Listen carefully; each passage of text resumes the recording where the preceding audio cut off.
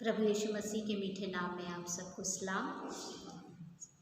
आइए हम वचन में से पढ़ेंगे जो लिया गया है रोमियो की पत्री और उसका 6 अध्याय और उसकी 15 आयत से लेकर 19 आयत तक। रोमियो की पत्री उसका 6 अध्याय और उसकी 15 आयत से लेकर 19 आयत तक। यहाँ इस प्रकार लिखा है, मैं आप सबके लिए पढ़ूंगी। तो क्या हुआ? क्या हम इसलिए पाप करें कि हम व्यवस्था के अधीन नहीं वरन अनुग्रह के अधीन हैं? कदापि नहीं। क्या तुम नहीं जानते कि जिसकी आज्ञा मानने के लिए तुम अपने आप को दासों के समान सौंप देते हो उसी के दास हो, चाहे पाप के जिसका अंत मृत्यु है, चाहे आज्ञाकारिता के जिसका अंत धार्मिकता है। परंतु परमेश्वर का धन्यवाद हो कि तुम जो पाप के दास थे अब मन से उस उपदेश के मानने वाले हो गए जिसके सांचे में ढाले गए थे, और पाप से छुड़ाए जाकर धर्म के दास हो गए। मैं तुम्हारी शारीरिक दुर्बलता के कारण मनुष्यों की रीति पर कहता हूँ, जैसे तुमने अपने अंगों को कुकर्म के लिए अशुद्धता और कुकर्म के दास करके सौंपा था, वैसे ही अब अपने अंगों को पवित्रता के लिए धर्म के दास करके सौंप दो। ये परमेश्वर का वचन है। इसके पढ़े और सुने जाने पर आशीष और बरकत हो। आमीन। आज हम देखेंगे कि एक दास का जीवन कैसा होता है। जब हम देखते हैं, जब हम बात करते हैं दास की, तो हम देखते हैं कि एक दास जो है उसको अपने जो मालिक है उसकी आज्ञा का पालन करना पड़ता है। वो जो भी कहता है उसका मालिक वो उसको करता है। जहाँ भी उसको जाने को कहता है, जो भी उसके लिए काम करने को कहता है, तो वो दास बिना हिचकिचाए और बिना कुछ कहे उसके हर एक बातों को वो मानता है और उसके आज्ञा का पालन करता है, उसके अधीन रहता है। यही एक दास का काम है। लेकिन अगर हम सोचें कि एक दास जो अपने मालिक का दास है, ठहराया हुआ है, और उसको उसका मालिक कहे कि तुम यहाँ जाओ और इस काम को करके आओ, और अगर वो उस काम को नहीं करता है, उसके आज्ञा का पालन नहीं करता है, तो उसके साथ क्या होगा?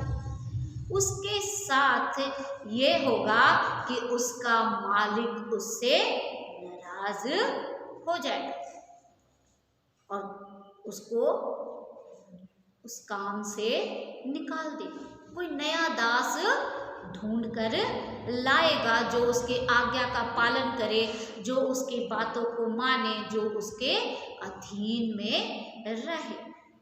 इसी प्रकार जब हम रोमन्स चैप्टर 6 और वर्स 15 में हम पढ़ते हैं, यहाँ पर बहुत ही साफ और स्पष्ट तरीके से परमेश्वर का वचन हमें और आपको ये बताता है कि हम और आप जब परमेश्वर पिता को, प्रभु यीशु मसीह को नहीं जानते थे, तो हम किसके अधीन थे? पाप के अधीन थे।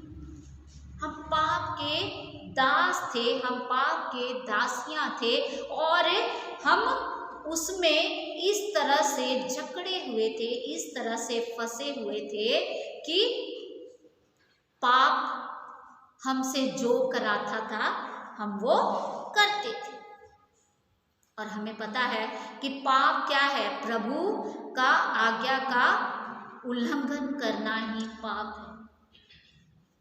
हम कई बार इंसान जो पाप की डिफिनेशन देता है ना, वो ये डिफिनेशन देता है कि अगर हम कोई बहुत बड़ा गुनाह करते हैं तो वो पाप है।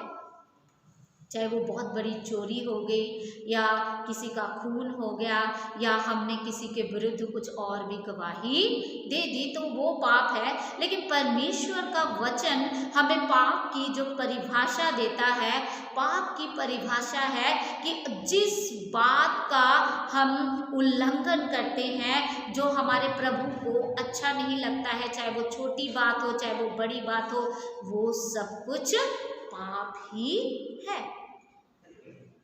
और वो हमें परमेश्वर से 100 कोस दूर लेकर जाती है। हम परमेश्वर के वचन से हमने पढ़ा, तो क्या हुआ, क्या हम इसलिए पाप करें कि हम व्यवस्था के अधीन नहीं वरन अनुग्रह के अधीन है? कदापि नहीं। यहाँ पर पौलुस ये बात स्पष्ट तरीके से बताना चाहता है कलीसिया को कि हम देखते हैं पुराने नियम में बहुत सारे व्यवस्थाएं थी और हर एक इंसान को उस व्यवस्था का पालन करना पड़ता था। उस जो भी नियम, जो भी कानून ठहराए गए थे, उन सारे नियम और कानून का पालन हर एक इस्राएली को करना पड़ता था। जो नियम और कानून परमेश्वर पिता ने 10 आज्ञाएं उनको दी थी, उन सब का इस्राएलियों को पालन करना पड़ता था। और जब वो उस आज्ञा का पालन नहीं करते थे तो उनको सजा मिलती थी, उनको सजा मिलती थी। लेकिन एक बात हम देखते हैं कि जब हम नए नियम की बात करते हैं, जब हम प्रभु यीशु मसीह की बात करते हैं, तो हम देखते हैं कि उस व्यवस्था को जो मूसा के द्वारा इस्राएलियों को मिला, उसको उसने बदल कर अपना अनुग्रह, अपनी दया और अपनी ग्रेस में बदल दिया। उसकी कृपा, उसकी दया, उसका अनुग्रह हमारे ऊपर इतना बहुतायत से हुआ कि हम जो इंसान थे, हमें उस पाप को, उस बलिदान को, उस व्यवस्था को हम छोड़कर परमेश्वर के अनुग्रह में आ गए। और जिस किसी इंसान ने भी प्रभु यीशु मसीह को ग्रहण किया, परमेश्वर ने उसे अपना पुत्र और पुत्री होने का अधिकार दिया। और जब उन्हें वो अधिकार मिला, उसके साथ साथ परमेश्वर का अनुग्रह भी उसके साथ हुआ। तो हम देखते हैं कि जब इंसान प्रभु को नहीं जानता है, प्रभु यीशु मसीह को नहीं जानता है, तो उसका जीवन जो होता है वो पाप में फंसा हुआ होता है। वो किसका गुलाम होता है? वो शैतान का गुलाम होता है, वो पाप का गुलाम होता है, वो बुराई का गुलाम होता है। और जिस प्रकार से शैतान उसके मनों में, उसके जीवन में, उसके शरीर में वो आज्ञा देता है, उसी प्रकार से वो इंसान उन सारे कामों को करता है, उसी प्रकार से उन सारे कामों को करता है। 16 में लिखा है, क्या तुम नहीं जानते कि जिसकी आज्ञा मानने के लिए तुम अपने आप को दासों के समान सौंप देते हो, उसी के दास हो, चाहे पाप के जिसका अंत मृत्यु है।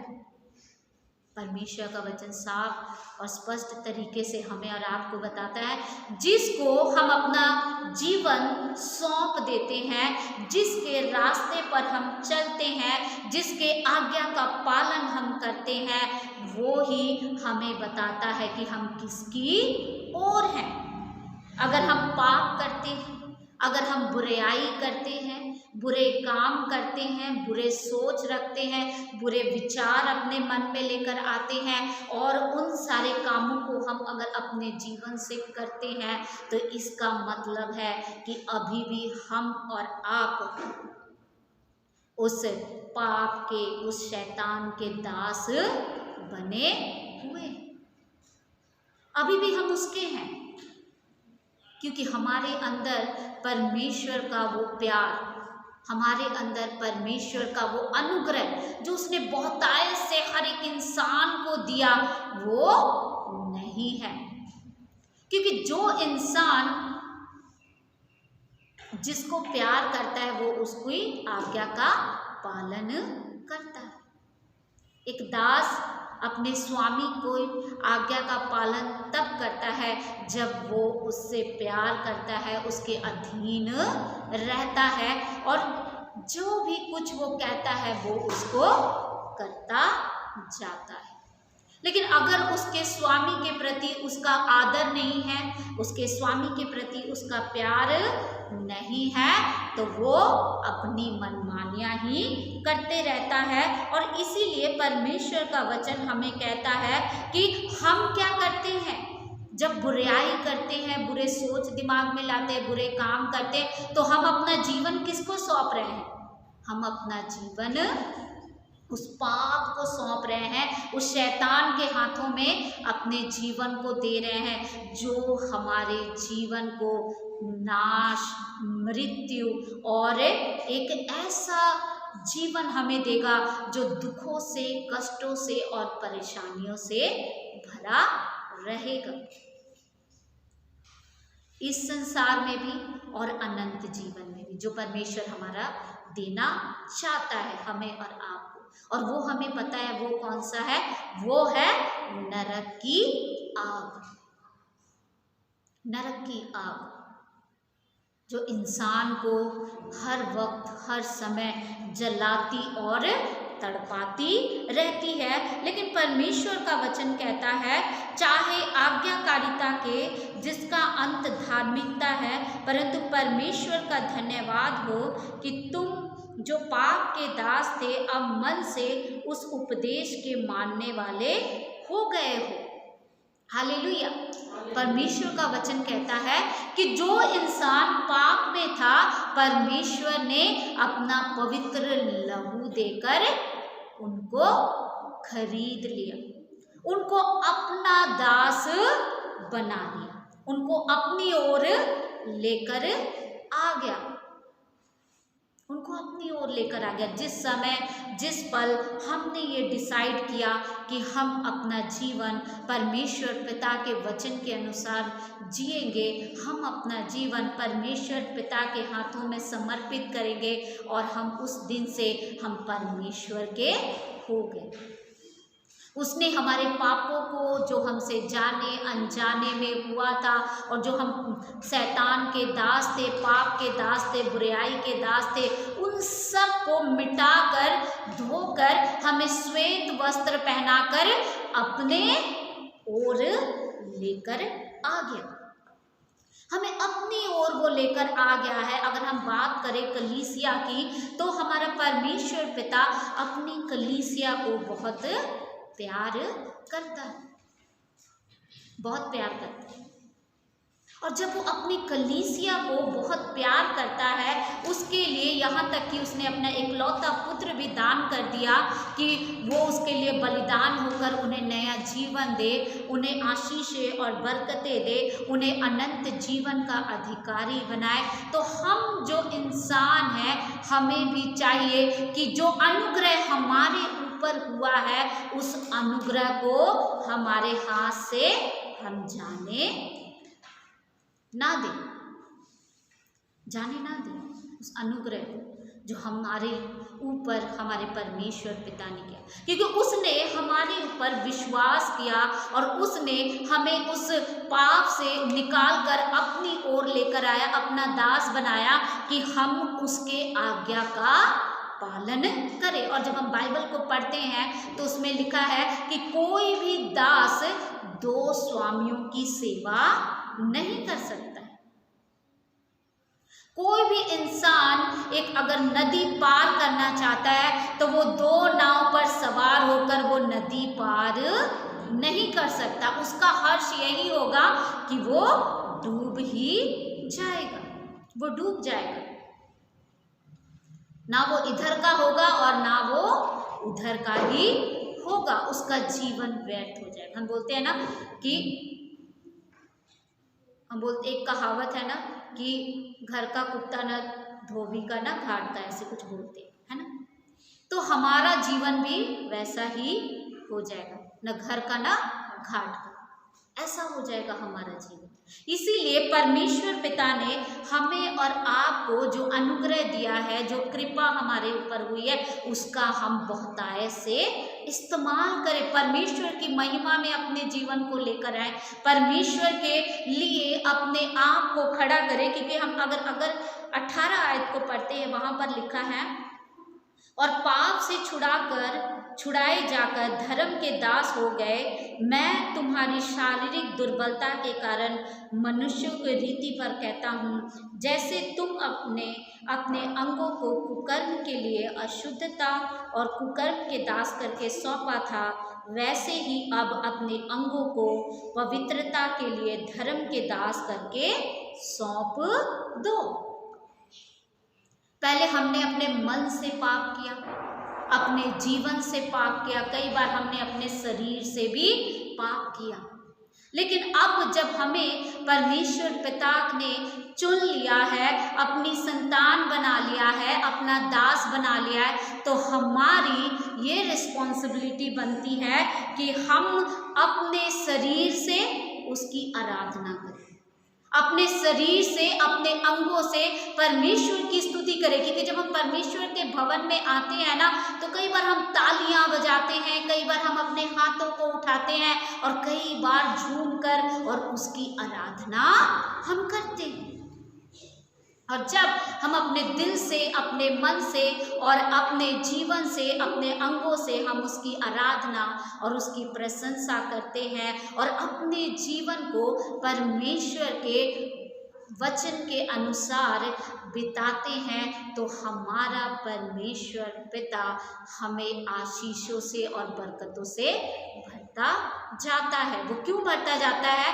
क्योंकि हम उसके संतान है, वो हमारा मालिक है, हम उसके दास हैं। और जब हम उसके आज्ञा का पालन करते हैं तो वो हमसे खुश होता है, वो हमसे खुश होता है, और वो हमें उस पाप से स्वतंत्र कर उस पाप से छुड़ाकर हमें एक नया जीवन दे देता है, हमें एक नया जीवन दे देता है। इसलिए परमेश्वर का वचन हमें और आपको कहता है कि हमें धार्मिकता के दास बनना है, ना कि पाप के दास।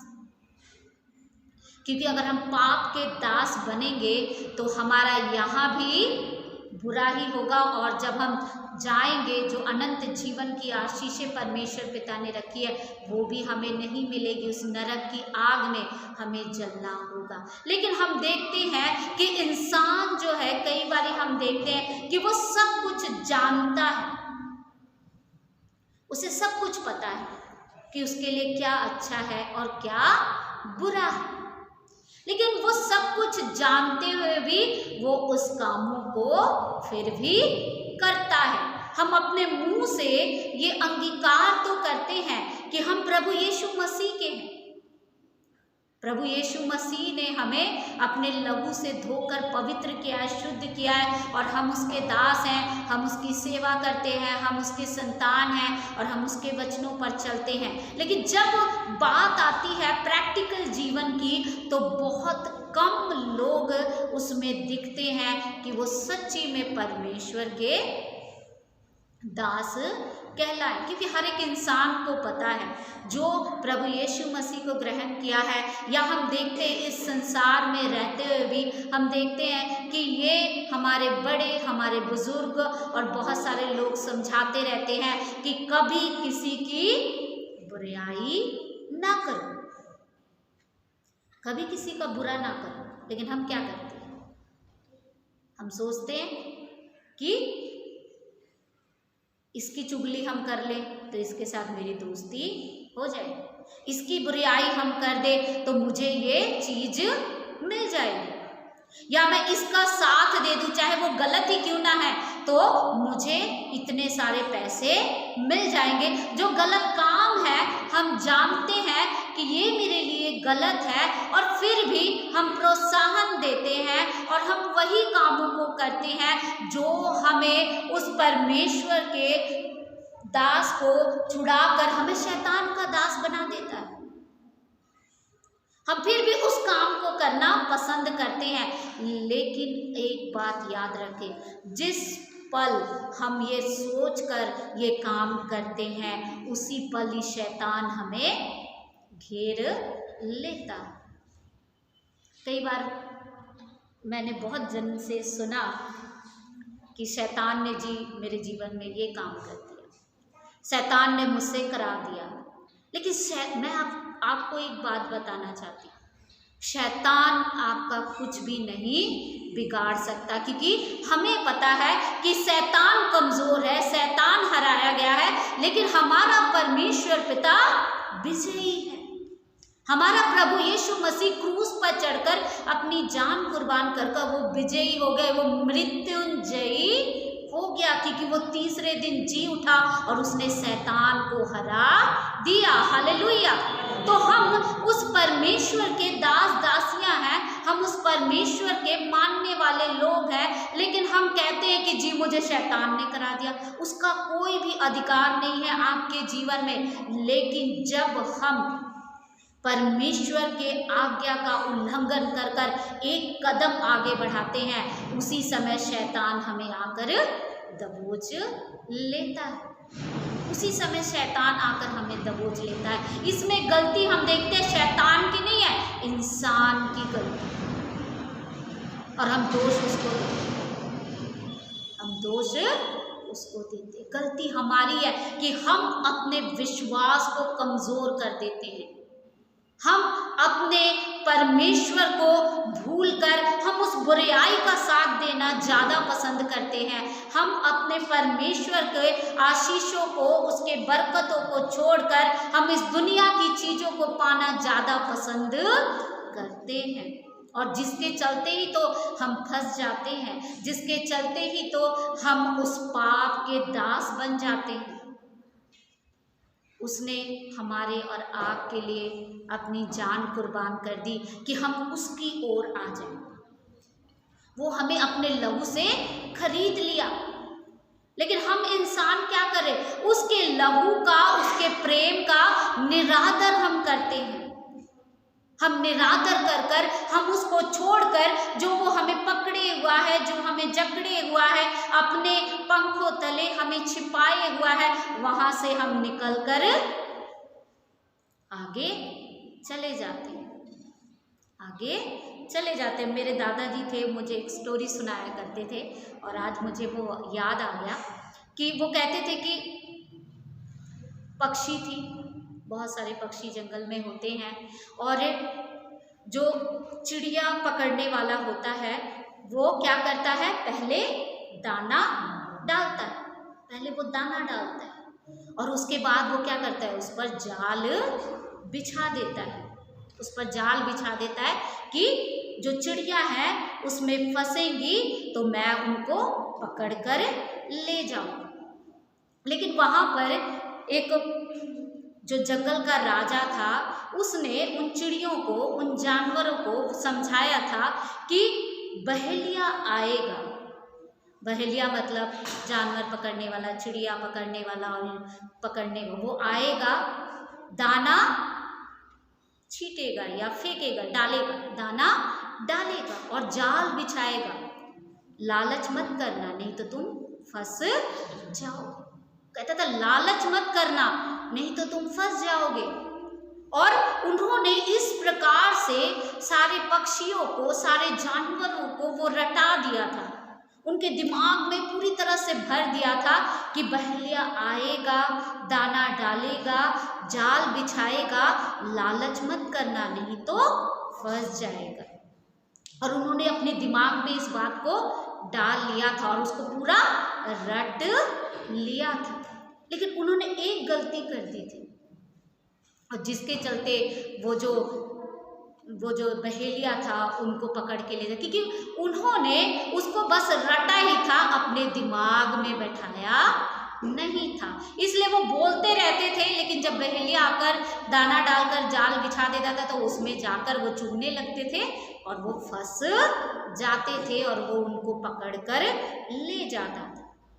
जो राजा ने उनको जो बात सिखाई थी, उन्होंने उसको रटना शुरू कर दिया, उसको जानना शुरू कर दिया, लेकिन उसका उन्होंने इस्तेमाल नहीं किया। उन्होंने बोलते तो रहते थे वो हर समय, कई बार वो बोलते रहते थे कि बहेलिया आएगा, दाना डालेगा, जाल बिछाएगा, लालच मत करना नहीं तो फंस जाएगा, लेकिन वो उसका पालन नहीं करते थे, जिसके चलते वो हर बार फंस जाते थे और वो बहेलिया आकर उनको पकड़ कर लेकर जाता था। आज हम मसीहों का जीवन भी ऐसा ही है, हमारा जीवन ऐसा ही है। हमें सब कुछ पता है क्योंकि हम वचन सुनते हैं, फोन में, टीवी में, हम प्रार्थनाओं में जाते हैं, चर्चेस में जाते हैं, प्रचार सुनते हैं, बड़े बड़े प्रचारक को हम सुनते हैं, लेकिन हमारा जीवन आज वैसा ही है। हम सब कुछ जानते हुए भी हम वही काम करते हैं और जिसके चलते हम उस शैतान के जाल में फंस जाते हैं। हमने उसको रट तो लिया है, हम कहते हैं जी बाइबल हमें बहुत पता है, मैं बहुत बाइबल पढ़ता हूँ, मुझे बाइबल के हर एक वर्ष याद है, मैं 4 बार बाइबल पढ़ चुका, मैं 10 बार बाइबल पढ़ चुका, मैं 100 बार बाइबल पढ़ चुका। क्या फ़ायदा बाइबल पढ़ने का? क्या फ़ायदा अगर हम उस वचन को पढ़कर, अगर हम उस वचन के अनुसार अपने जीवन को नहीं बिताते हैं? कोई फ़ायदा नहीं हमारा बाइबल पढ़ना। इंसान अगर चाहे एक दिन नहीं छोड़ो, 1 महीने में एक ही अपनी बुरी आदत को सुधार ले तो हम सोचे कि 12 आदतें हम सुधार सकते। जनवरी, फरवरी, मार्च, अप्रैल हम गिन सकते हैं, 12 महीने होते। 1 महीने में अगर हम एक आदत सुधारते हैं, 1 महीने में कितने दिन होते हैं? 30 दिन, समटाइम 31 दिन होते हैं। इन 31 दिनों में, इन 30 दिनों में अगर मैं और आप एक अच्छी आदत को सीखें, अपनी एक बुरी आदत को हम डिसाइड करें कि आज से ये मैं काम नहीं करूँगा, नहीं करूँगी, तो हम पूरे साल में, 1 साल में 12 अच्छी आदतें सीखेंगे और 12 बुरी आदतें हमारे अंदर से दूर हो जाएंगी और हम परमेश्वर के हो जाएंगे। लेकिन हम जो इंसान हैं, हम उस चिड़ियों की तरह हैं जो हम रटते तो रहते हैं, बोलते तो रहते हैं, फिर भी लालच कर कर हम फंस जाते हैं।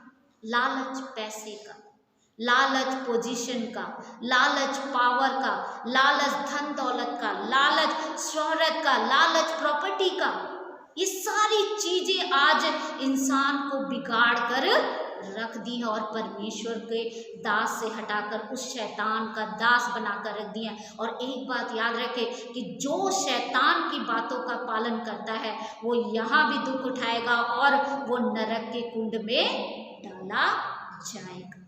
परमेश्वर अपनी बाहों को फैला कर खड़ा है कि आ जाओ, आ जाओ, मेरे पास आ जाओ।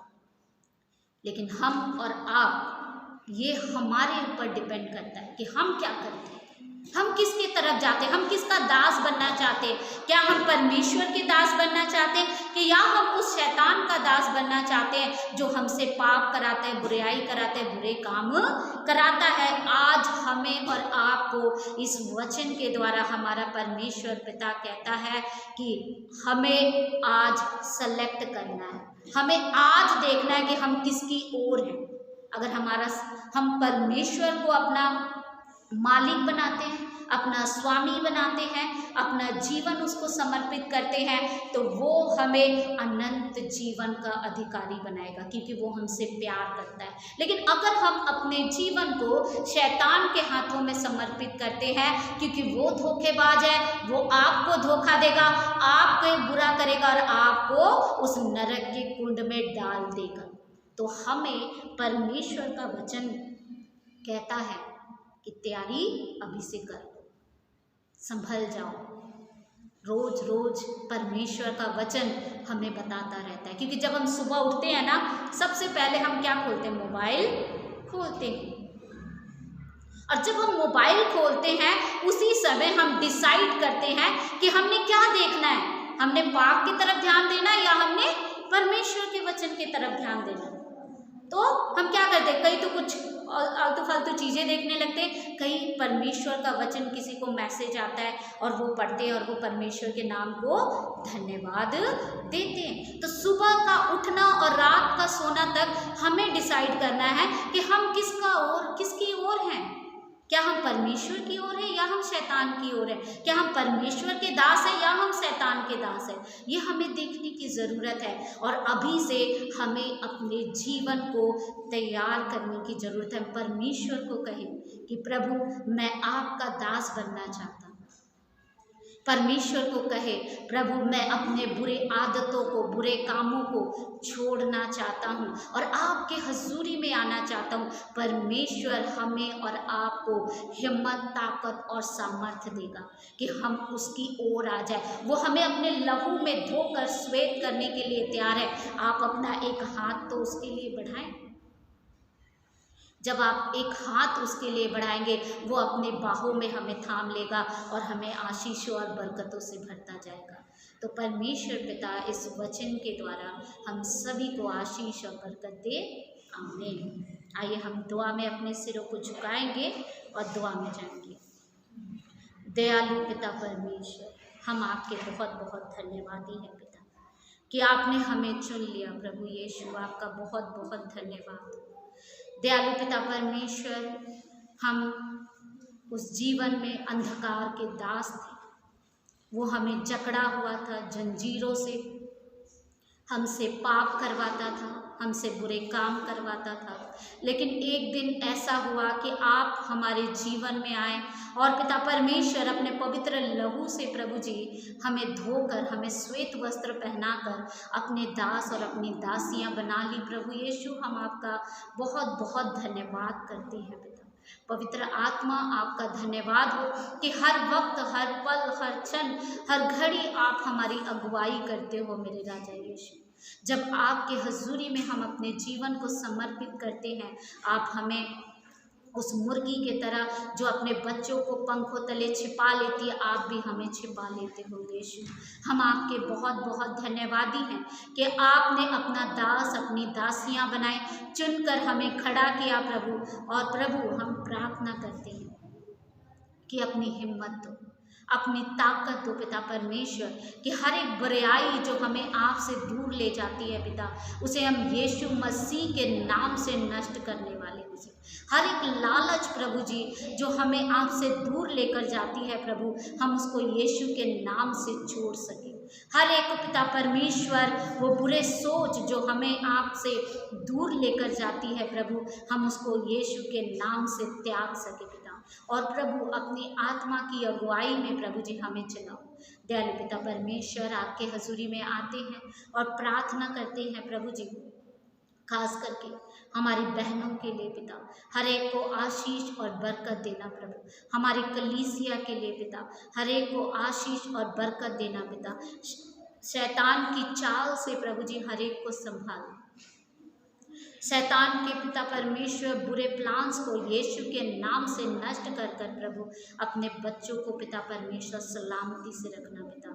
दयालु पिता परमेश्वर आपके हजूरी में हम आते हैं और प्रार्थना करते हैं प्रभु जी, खास करके मिस्टर कपिल सिंह के लिए प्रभु जी आप उनको आशीष दो, बरकत दो।